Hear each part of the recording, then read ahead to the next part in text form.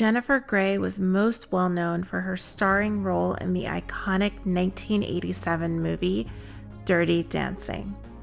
Jennifer played Baby, a young woman who took dance lessons from Johnny, who was played by Patrick Swayze. The two fall in love during a stay at a summer camp in upstate New York.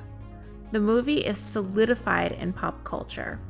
Jennifer had also starred in another hit, Ferris Bueller's Day Off, in 1986.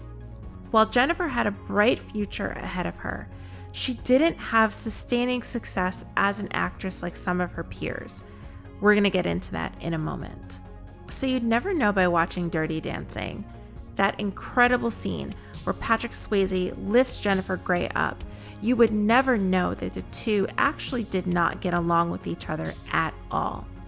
Patrick and Jennifer had starred in Red Dawn together in 1984, and apparently Patrick Swayze was a jokester, he was a prankster on set, and Jennifer hated it. She was really not into the jokes and the pranks.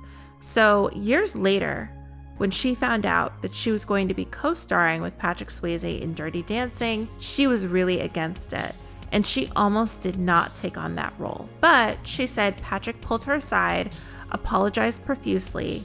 He even had tears in his eyes, according to Jennifer. What's also interesting is that a lot of accounts say that Patrick was actually a very serious actor. Jennifer, on the other hand, was newer. She wasn't a trained dancer, and as we know, filming for that movie was very strenuous, very hard on the actors, and it was very difficult if you didn't have any dancing background. And so Jennifer didn't have a dancing background.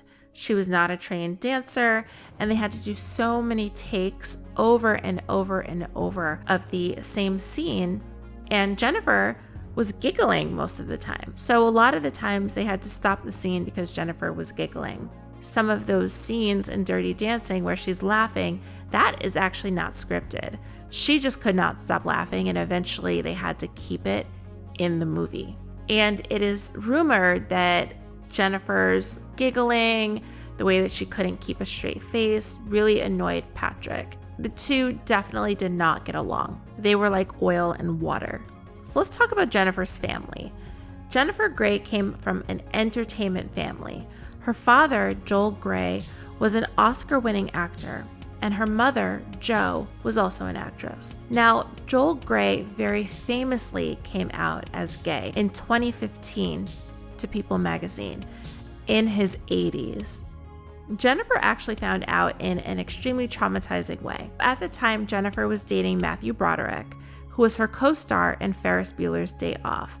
Matthew's mother, Patricia Broderick, randomly just blurted out the fact that Jennifer's father was gay, and she even used a slur while saying it. Jennifer said that it felt extremely aggressive. It was like a sniper attack, and it was undoubtedly traumatic for her. Often you'll hear people ask, what happened to Jennifer Grey's career? And honestly, a large part of it was probably her nose job. She had so much momentum coming off of Dirty Dancing. People loved her look. Unfortunately, what people see actually means nothing if you don't see it within you. And sadly, many of Jennifer's insecurities were likely passed on by her parents. In her memoir, Jennifer mentioned that as a child, she was very anti-rhinoplasty. However, both of her parents had had nose jobs. Now, Jennifer says the reason she got rhinoplasty was for her career. She said, quote, "There didn't seem to be a surplus of parts for actresses who looked like me. My so-called problem wasn't really a problem for me. But since it seemed to be a problem for other people, and it didn't appear to be going away anytime soon, by default, it became my problem. It was as plain as the nose on my face." But the thing is, Jennifer had gotten amazing roles with that nose. So obviously, Hollywood was accepting of her to an extent.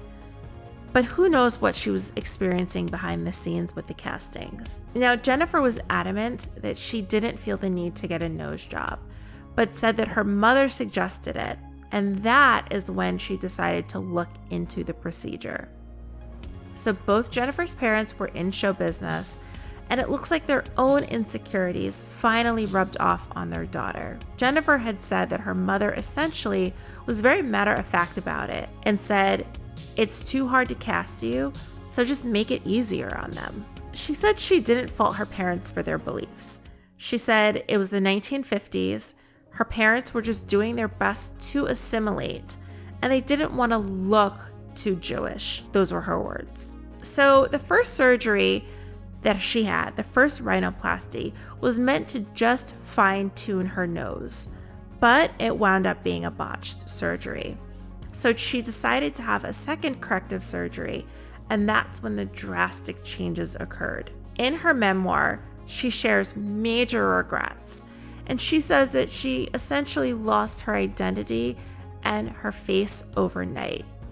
And it is true. I mean, that nose job is drastic.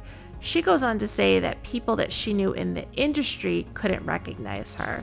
She went on a plane and the flight attendant said, "This isn't you." And that must have been so jarring for her, as it was jarring for the general public. Another reason why her career might not have gone the way that she initially thought it would have is because she had a lot of anxiety. After her nose job, Jennifer was actually cast as a guest star on the hit sitcom Friends. She was only on one episode in 1995, and that was titled "The One with the Evil Orthodontist." She was cast as Mindy, Rachel's former best friend and maid of honor.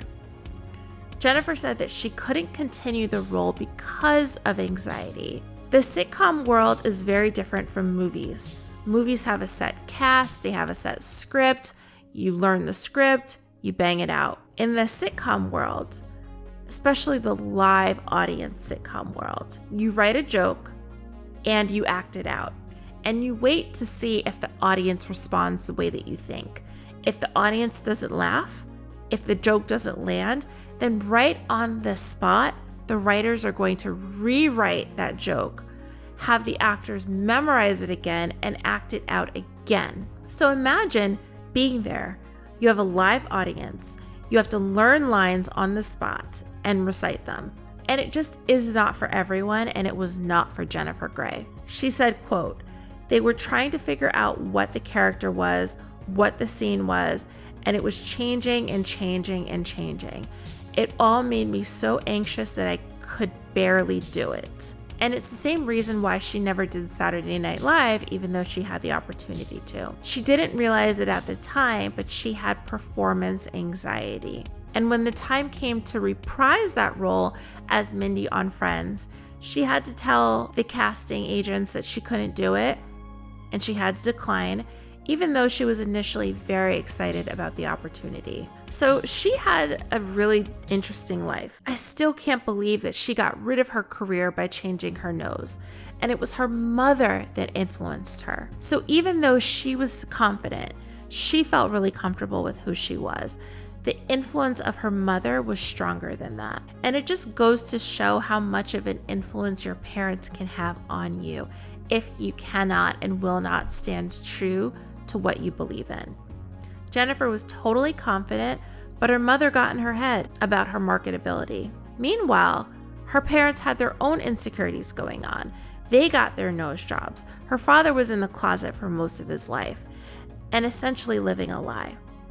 And so it really is a lesson in just staying true to yourself. Let me know your thoughts, and I'll see you in the next video.